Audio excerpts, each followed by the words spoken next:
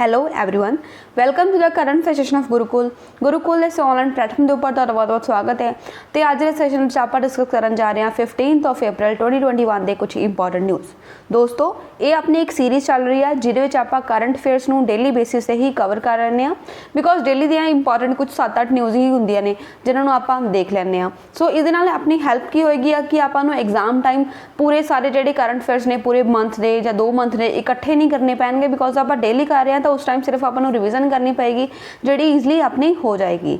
सो इस सैशन को करना बहुत जरूरी है अगर आप अपने करंट अफेयर्स से होल्ड अच्छा बनाना चाह रहे हैं। Without wasting any time session को स्टार्ट करते हैं एक इंपॉर्टेंट डे के नाल। सो अज है एक important day, world art day. Art मतलब कला दिवस है। अज 15 अप्रैल को हर साल 15 अप्रैल को यह डे जो ऑब्जर्व किया जाता है। इसका एम की है, मतलब उद्देश्य की है, क्यों आप इस डे को ऑब्जर्व करते हैं। Celebration of fine arts which was declared by the international association of art in order to promote awareness of creative activity worldwide. हम देखो फाइन आर्ट्स मतलब जी पेंटिंग्स होंदियां ने, पोर्ट्रेट्स बनते हैं, इन्हां चीज़ों की जी इंपॉर्टेंस है उसनों शो करने लिए, बिकॉज आप बहुत चीज़ा इदां दी होंदियां ने जिन्होंने बोल के नहीं कह सकते, बट आप अपनी आर्ट के द्वारा वो चीज़ा प्रजेंट कर सकते हैं। काफ़ी सारे आर्टिस्ट लोग इदा ही करते हैं कि जो भी उन्होंने मन के फीलिंग्स होंदियां ने, जो भी उन्होंने मन सोच रहे हैं उस चीज़ को वो अपने कैनवस से उतार देंगे। मतलब एक बैटर तरीका होंदा बिना बोले अपनी जो भी मन की पड़ास है उसनों कड्ढण दे लई। सो इस चीज़ लई ही इंटरनेशनल एसोसीएशन ऑफ आर्ट ने इस डे को स्टार्ट करिया ताकि लोगों के पीपल के अवेयरनेस जनरेट की जा सके कि जो क्रिएटिव आर्ट है उसकी कितनी ज़्यादा वैल्यू आ पूरे वर्ल्ड के, इसलिए ये डे जो ऑब्जर्व किया जाता है। नैक्सट अपने को इंपॉर्टेंट न्यूज़ है, ई सेंटा नाम का एक प्लेटफॉर्म लॉन्च किया गया। सो आप दसना है अपने को 2 स्टेटमेंट्स ने ई सेंटा प्लेटफॉर्म के लिए। 2 स्टेटमेंट कि करैक्ट है तो कि इनकरैक्ट है। सब तो पहली स्टेटमेंट कह रहे हैं कि एक इलैक्ट्रॉनिक मार्केट प्लेस आ, मतलब जो ई सेंटा है it is an electronic market place aim to provide a platform to connect aqua farmers and the buyers. Aqua farmers मतलब जो जल जीवन लिए जिमें मछली होंगी है वो जल दे विच होंदी है ना, तो उन्होंने लिए जो फार्मर्स होंगे ने, मतलब जो मछली की फार्मिंग करते हैं एंड जेडे उन्होंने खरीदते हैं उन्होंने लिए एक मार्केट प्लेस बनाया गया जिहदे थ्रू वो आपस ईजली कनैक्ट हो सकते हैं। क्योंकि मान लो आपको एक्वा प्रोडक्ट चाहिए ने, जल जीवन वाले प्रोडक्ट चाहिए ने, तो आपको जगह जगह पर जाके लभना पएगा कि कौन पर्सन इन्होंने प्रोडक्ट्स को बेचता है, या फिर किसी ने बेचने हैं तो उन्होंने जगह जगह जाके बायर्स लभने पैणगे कि जेडे इन्होंने प्रोडक्ट्स को खरीदणगे। तो इस चीज़ को खत्म करने के लिए एक ई मार्केट प्लेस बनाती ई सेंटा, जिथे जाके जिमें आप जाने ना गूगल पर कुछ भी चीज़ सर्च करनी है आपको गूगल पर ईजली मिल जाती है। आप अगर कुछ परचेज करना आप एमेजोन जाने, फ्लिपकार्ट जाने, इस तरह दी काफ़ी सारिया ऐप्स होंदियां ने। उस तरह एक्वा प्रोडक्ट्स के लिए भी जी ई सेंटा नाम का प्लेटफॉर्म बनाया है, मार्केट प्लेस बनाया है अपनी गवर्नमेंट के द्वारा। सैकेंड स्टेटमेंट की आ, it has been launched by the national centre for sustainable aquaculture. Sustainable aquaculture वास्ते एक सेंटर बनया वा NCSA, मतलब national centre for sustainable aquaculture, तो उन्होंने इस प्लेटफॉर्म को लॉन्च किया। सो अगर आप गल करिए दोनों ही स्टेटमेंट्स करेक्ट ने, बिकॉज सेम ही मोटिव है। National centre for sustainable aquaculture ने इसको लॉन्च किया, ई मार्केट प्लेस बनाया गया एक्वा फार्मर्स से बायर्स को आपस कनैक्ट करने के लिए। सो ऑप्शन सी अपना राइट आंसर हो गया। Both 1 and 2 are correct statements. Union commerce and industry minister जोड़े अपने है ने उन्होंने इस ई सेंटा नाम के प्लेटफॉर्म को लॉन्च किया, इनॉग्रेट किया, लॉन्च तो किया है national centre for sustainable aquaculture. And इसनों इनॉग्रेट किसने किया सी, आपने जोड़े union commerce and industry minister ने। एक इलैक्ट्रॉनिक मार्केट प्लेस है जो प्लेटफॉर्म प्रोवाइड करेगा एक्वा फार्मर्स से बायर्स को आपस कनैक्ट करने के लिए। जिमें आप मान लो शेयर खरीदने आप जी सिक्योरिटीज़ मार्केट्स को जाने, सैबी जी उन्होंने लिए एक प्लेटफॉर्म बनया हुआ, उसी तरह ई सेंटा नाम का प्लेटफॉर्म बन गया एक्वा फार्मर्स से बायर्स वास्ते। एंड ये की होएगा, ये इनेबल करेगा farmers to get a better price. क्योंकि अगर फार्मर्स ये प्रोडक्ट विक नहीं रहे, किसी को पता नहीं है कि कोई फार्मर जो एक्वा प्रोडक्ट्स को बेच रहा, तो वो प्रोडक्ट खराब होंगे रहेंगे। फिर वो की करेगा, जो प्रोडक्ट खराब हो रहे हैं तो उन्होंने घट प्राइस से ही बेच दूगा, मतलब जो उन्होंने नॉर्मल प्राइस मिलना चाहिए सी उस तो घट प्राइस से ही बेच दूगा। बट अगर ई सेंटा प्लेटफॉर्म पर वो सारी इन्फॉर्मेशन पा गई या कोई सैलर जोड़ा ई सेंटा नाम के प्लेटफॉर्म पर तो वो प्रोडक्ट्स ईजली विकते रहेंगे, उन्होंने बैटर प्राइसिस मिलते जाएंगे। एंड जेडे पर्सन खरीदने वाले मतलब एक्सपोर्टर्स ने वो डायरैक्टली परचेज कर सकते हैं क्वालिटी प्रोडक्ट सीधा फार्मर्स तो मतलब एक दूसरे ਨੂੰ ट्रेस करना सौखा हो जाएगा, तो ट्रेस करना सौखा हो गया तो ਉਹਦੇ ਨਾਲ इंटरनेशनल ट्रेड ਦੇ ਵਿੱਚ ਵਾਧਾ ਹੋਏਗਾ। ਸੋ ਇਹ ਇਹਦਾ ਮੋਟਿਵ ਹੈ ਈ ਸੈਂਟਾ ਨਾਮ ਦੇ ਪਲੇਟਫਾਰਮ ਨੂੰ ਲਾਂਚ ਕਰਨ ਦਾ। ਜਿਹੜੀ ਈ ਸੈਂਟਾ ਨਾਮ ਦੀ ਟਰਮ ਹੈ, ਹੁਣ ਇਹਦਾ ਕੋਈ ਫੁੱਲ ਫਾਰਮ ਵੀ ਤਾਂ ਹੋਏਗੀ, ਕਿਉਂਕਿ ਆਪਣੀ ਜਿਹੜੀ ਮੋਦੀ ਸਰਕਾਰ ਹੈ ਉਹ ਐਬਰੀਵੇਸ਼ਨ ਬਣਾਉਣ ਦੇ ਵਿੱਚ ਮਾਹਿਰ ਹੈ। ਐਬਰੀਵੇਸ਼ਨਸ ਬਹੁਤ ਸਾਰੀਆਂ ਬਣਾਈਆਂ ਜਾਂਦੀਆਂ। तो ਇਹ ਜਿਹੜੀ ਈ ਸੈਂਟਾ ਹੈ ਉਹਦਾ मतलब हैगा कि solution electronic solution for augmenting नाका फार्मर्स ट्रेड इन एक्वाकल्चर, मतलब वैब पोर्टल है, यदि फुल फॉर्म होगी ई मतलब इलैक्ट्रॉनिक, एस मतलब सोल्यूशन फॉर ऑगमेंटिंग, एन नासका एक आपदे विच ही एक फुल फॉर्म है। आप पहला देखिया सी national centre for sustainable agriculture aquaculture जिसने इसनूं लॉन्च किया है। तो ਉਹਦੇ ਲਈ एक एक्वाकल्चर ਦੇ ਵਿੱਚ ट्रेड करने ਦੇ वास्ते प्लेटफॉर्म बन गया है। National centre for sustainable aquaculture ਜਿਹੜਾ है वो एक एक्सटेंशन आम है marine products export development authority ਦੀ। मतलब अगर आप एमपीडा की गल करिए, जिवें एग्रीकल्चर के लिए काम करती है APEDA agriculture product development authority, उस तरह मराइन प्रोडक्ट्स के एक्सपोर्ट डिवेलपमेंट अथॉरिटी वास्ते एमपीडा काम करती है ministry of commerce and industry के अंडर। ओदी ही एक आम है, ओदी ही एक फर्दर एक्सटेंशन है national centre for sustainable aquaculture, तो उसे ने ही इसनूं लॉन्च किया है ई सेंटर नाम के प्लेटफॉर्म नूं। एंड एक होर इंपॉर्टेंट फीचर की है, जिहड़ा ई सेंटर नाम का प्लेटफॉर्म है एक कंप्लीटली पेपरलैस है, मतलब बिल्कुल ये ते कोई भी पेपर वर्क नहीं होएगा। End to end electronic trade platform जिहड़ा हैगा, मतलब एंड टू एंड इत्थे ही आप ट्रेड कर सकते हैं, कोई भी अपनी इन्फॉर्मेशन वगैरह लीक नहीं होएगी। फार्मर जिहड़े उन्हां कोल फ्रीडम है कि वो लिस्ट कर सकते हैं आपके प्रोड्यूस नूं एंड कोड कर सकते हैं आपके प्राइसिस आपके अकॉर्डिंग। एंड जिहड़े एक्सपोर्टर्स है उन्होंने कोल फ्रीडम है कि आपके रिक्वायरमेंट्स के अकॉर्डिंग किसी भी परसन तो किसी भी फार्मर तो आपका प्रोडक्ट चूज कर सकते हैं। ये नहीं है कि उन्होंने एको ही बंदे तो एको ही साइज़ का दैन एको ही लोकेशन तो जोड़ा प्रोडक्ट है वो खरीदना पेगा। उन्होंने को अलग अलग ऑप्शंस ने कि वो अलग अलग साइज़ के प्रोडक्ट खरीद सकते हैं, अलग अलग लोकेशन तो खरीद सकते हैं, हारवेस्ट डेट्स अलग अलग सब कुछ जड़ियाँ उन्होंने कोल ऑप्शंस अवेलेबल ने। नैक्सट क्वेश्चन अपने को है एक बहुत ही इंपॉर्टेंट मिशन जोड़ा कि इंडिया का एक मिशन है सागर मिशन। तो केड़ी स्टेटमेंट करैक्ट आ about the SAGAR mission of India? 3 statements are given, तो 3 स्टेटमेंट के आप दसना केड़ी स्टेटमेंट अपने लिए सही है। सो पहली स्टेटमेंट कह रही है कि ये जोड़ा सागर मिशन है ये प्रोवाइड करता mechanism for India to expand its strategic footprint with other Indian Ocean region littorals in Asia and African. मतलब जोड़ा इंडियन ओशन है, इंडियन ओशन तो सबनों में भी पता होएगा कि इंडिया के जोड़ा सदन पार्ट लोकेटेड है। तो इंडियन ओशन के जिन्नियां भी एशिया ते अफ्रीका के कुछ इदां दे नेशनस ने जिहड़े आइलैंड नेशनस हुंदे आ। लिटोरल का मतलब ये हुंदा कि जिहड़ी चीज़ पानी दे विच डुबी हुई है। सो लिटोरल मतलब जिहड़े आइलैंड नेशनस ने जिवें कि मालदीव्स हो गया, मलेशिया हो गया, मालदीव्स हो गया, तो दैन उस मॉरीशियस हो गया, मैडागास्कर हो गया, इस तरह की काफ़ी कंट्रीज है ने एशिया दियां भी ते अफ्रीका दियां भी। उन्हां दे नाल जिहड़ा अपना कॉपरेशन है उसनूं स्ट्रैटेजिक फुटप्रिंट जिहड़ा है उसनूं इनहैंस करने के लिए ये जिहड़ा सागर मिशन है वो लॉन्च किया गया इंडिया के द्वारा।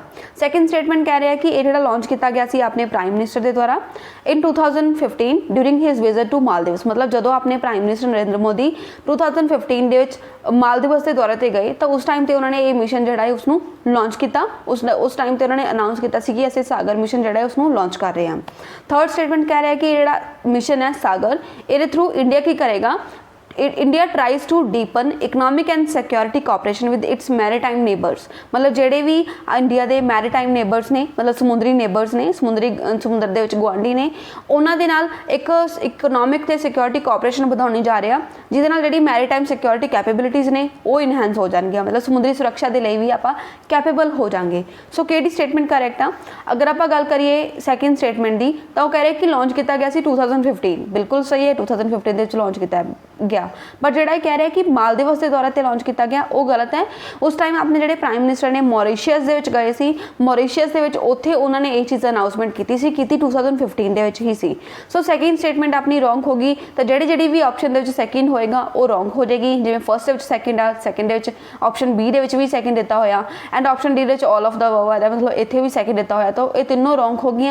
ओनली इको ही स्टेटमेंट है जिहड़ी करैक्ट है option C. Option C is the right answer. Statement 1 and 3 are correct.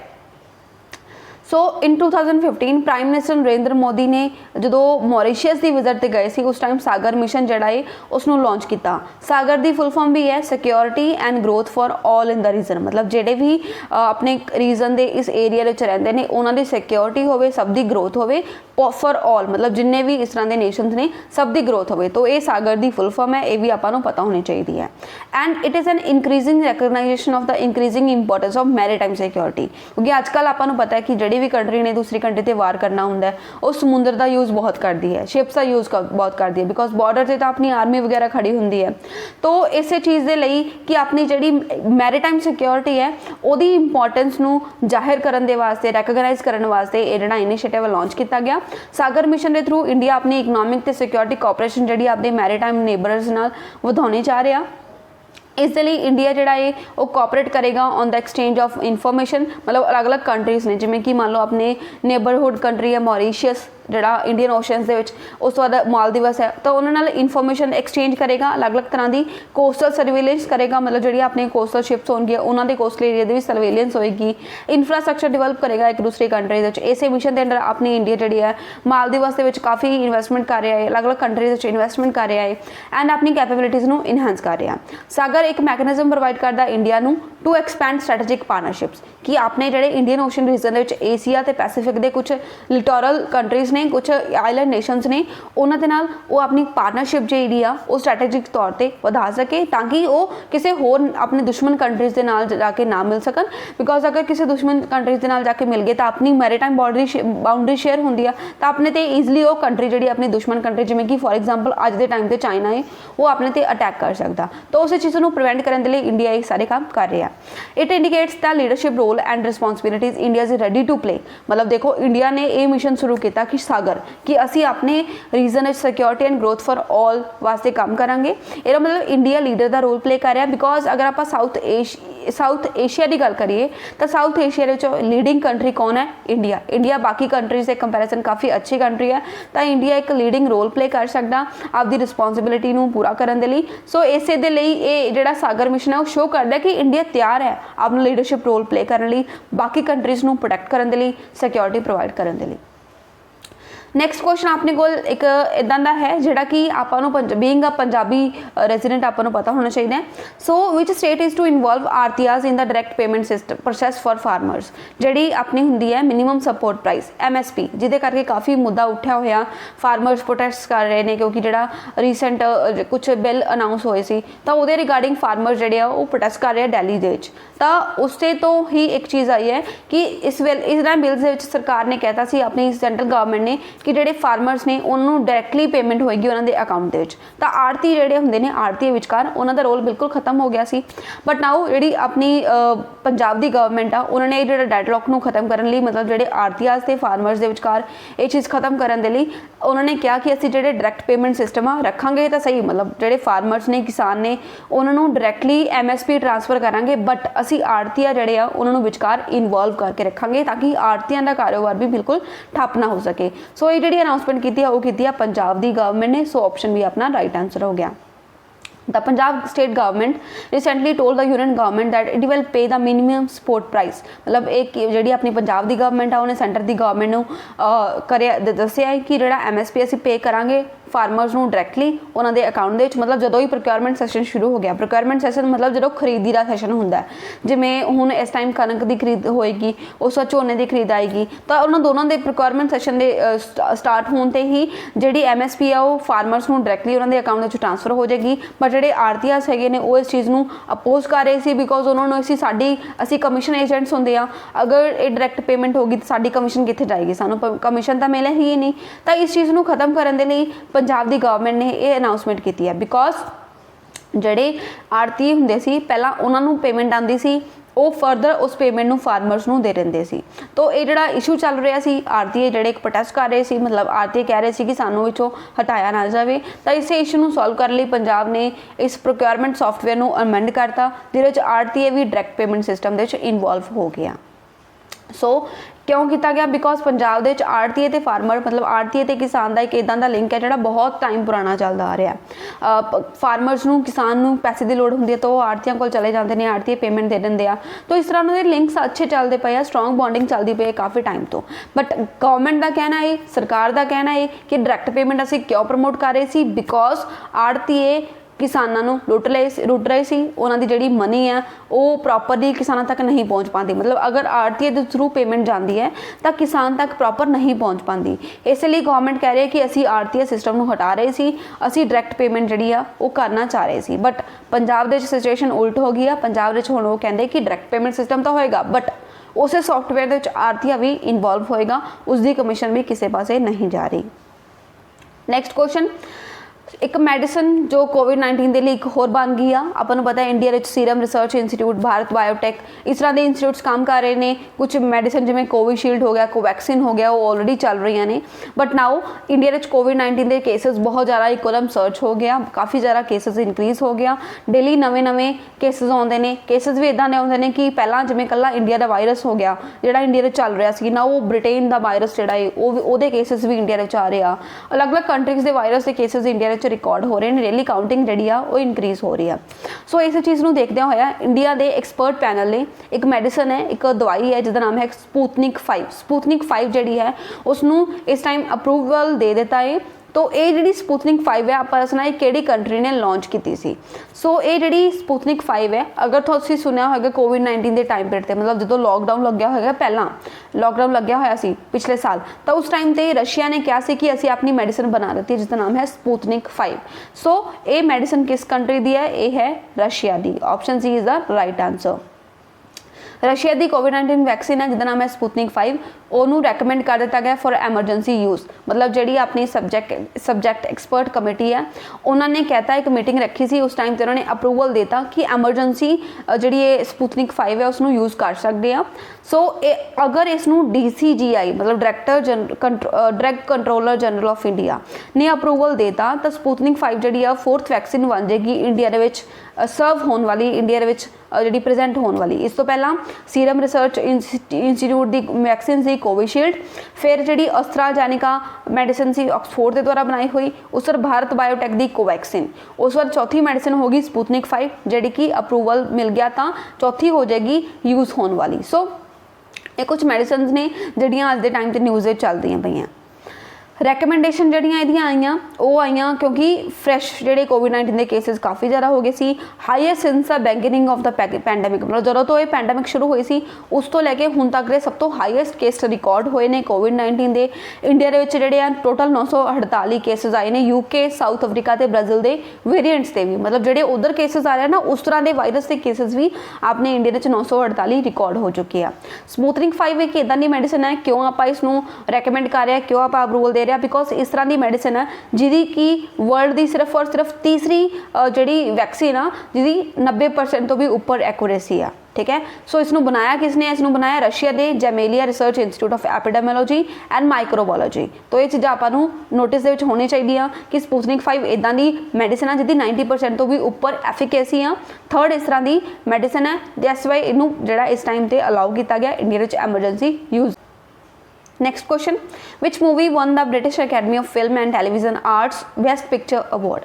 तो बाफ्टा अवार्ड मिले, बाफ्टा मतलब British Academy of Film and Television Arts, केड़ी बेस्ट पिक्चर मिले? तो ये जी मूवी है इसका नाम है Nomadland. I think so last month March दे विच इस मूवी नू गोल्डन ग्लोब अवार्ड भी मिलिया सी जिसका नाम है नोमैडलैंड। तो सैकेंड एक होर अवार्ड मिल गया बाफ्टा अवार्ड, तो इसलिए अपने लिए बहुत इंपॉर्टेंट हो जाती है। सो ये जी मूवी है उसका नाम है Nomadland. Option A is the right answer. Nomadland जी आ उन्होंने 4 प्राइजेस मिले ने, ये जो एक जड़ा ये बाफ्टा भी है, बाफ्टा मतलब best picture at the British Academy of Film and Television arts. ये जोड़े एक्टर है वो कौन है? चलो जाओ। तो ये ओनली सैकेंड विमेन बनी and first women of colour बनी जिन्हें अवार्ड मिले फॉर बेस्ट डायरैक्टर। एक्टर नहीं है सॉरी, ये डायरैक्टर ने इस मूवी के नोमैडलैंड के। बेस्ट एक्टर अवार्ड मिले 83 साल के एक एंथनी हॉपकिंस नाम के परसन को, एंड बेस्ट एक्ट्रेस का अवार्ड मिले है Francis McDormand. Next question, recently the Ministry of Tribal Affairs has launched Tribal Health Collaborative THC which platform through a video conference?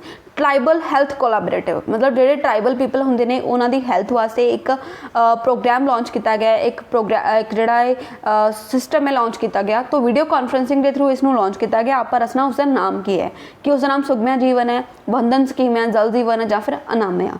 सो ये जो ट्राइबल हैल्थ वास्ते launch किया गया उसका नाम है अनामया। सो ऑप्शन ए अपना सही आंसर है। Recently ministry of tribal affairs क्योंकि ट्राइबल लोगों वास्ते कोई काम करना तो किहड़ी मिनिस्ट्री काम करेगी ट्राइबल अफेयर्स उन्होंने ये जो tribal health collaborative Annamaya launch किया है। 2018 ਦੇ ਵਿੱਚ एक एक्सपर्ट कमेटी बैठी सी उन्होंने कंप्रीहेंसिव रिपोर्ट रिलीज़ की सी ट्राइबल हैल्थ बारे कि इंडिया के ਜਿਹੜੇ ट्राइबल लोग ने उन्होंने बहुत सारे कंसर्न फेस हो रहा बिकॉज उन्होंने अपने वर्गी जिंदगी नहीं आ वो जंगलों के रहंदे ने तो उन्होंने अपने वर्गी फैसिलिटीज़ नहीं मिल पादियां अच्छा जीवन नहीं हो पाता दैट्स वाई उन्होंने काफ़ी सारे हैल्थ इशूज़ रहंदे ने 2018 के रिपोर्ट आई सी।